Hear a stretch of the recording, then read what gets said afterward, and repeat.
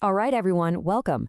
Today, we're jumping headfirst into a story where philosophy meets physics. And guess what? Both of them find themselves staring right into an abyss.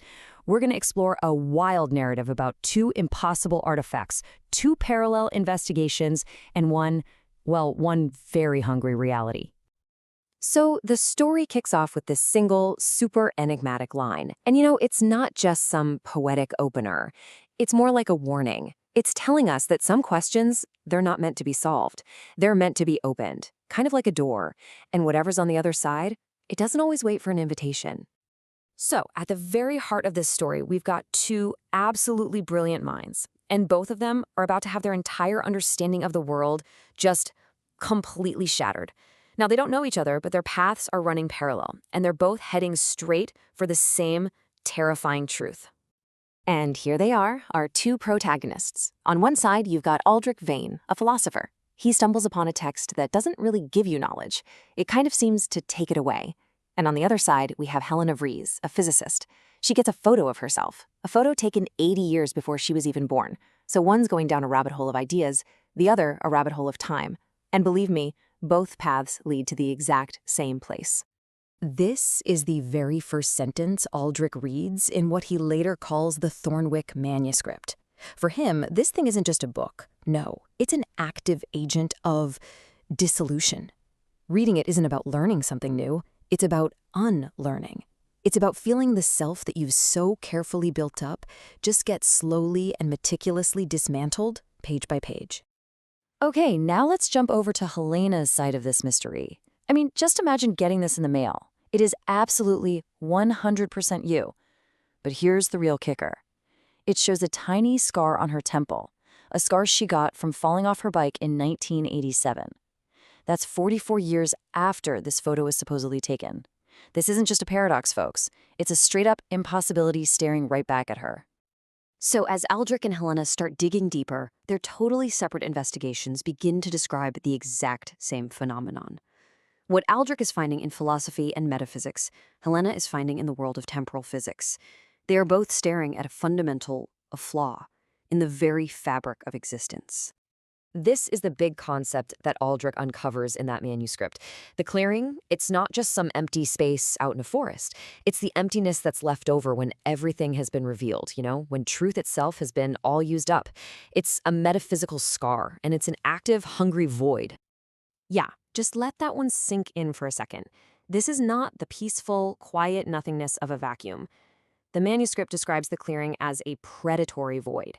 It's the absolute end of the line for existence. And it's not satisfied. It's still out there, looking for more.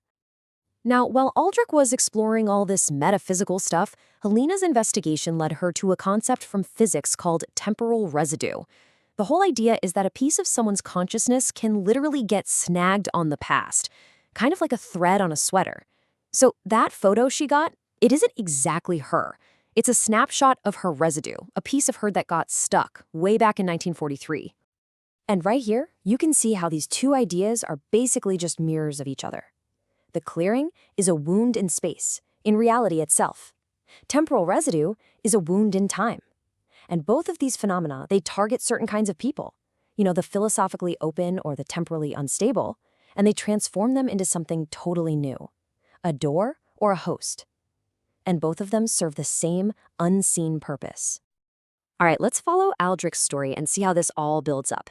He doesn't just study the manuscript, he gets completely consumed by it. He follows this trail from the dusty library stacks to a real, physical place that shouldn't even exist. And that's where his whole metaphysical journey becomes terrifyingly literal. This is a line from Aldric's own journal, and it is absolutely bone-chilling. The knowledge he was looking for, it wasn't meant to enlighten him. It was meant to hollow him out, to reshape him into a conduit. He isn't the seeker anymore. He is the thing that has been found. So the story breaks down his transformation into 4 pretty clear stages. First, it starts with that question that doesn't want an answer, that opens the mind. This leads him to actually find the clearing. And there, his sense of self just dissolves in its presence. Finally, whatever's left of him is reassembled, installed as a functional door for whatever is waiting on the other side. And this part is absolutely key. Aldrich hasn't just become some hole in reality. He's become a complex mechanism, like an engineered structure, specifically designed to let something pass through in a very controlled way. He's become a tool, built for a specific and, frankly, horrifying purpose. Okay, so at the exact same time, Helena's journey into her own paradox was becoming just as terrifying. It turns out the anomaly she was investigating wasn't some random glitch in the universe. Oh no. It was part of a plan that's been in motion for 80 years. The sheer scale of this plan is just staggering. 80 years ago, a little piece of Helena gets stuck in the past. 37 years later, Helena herself is born. And now, in the present, some unknown entity is using that 80-year-old echo of her to forge a connection, to literally build a bridge across time. One of the experts Helena talks to just drops this bombshell on her. The entity back in the past didn't just stumble upon her residue by accident.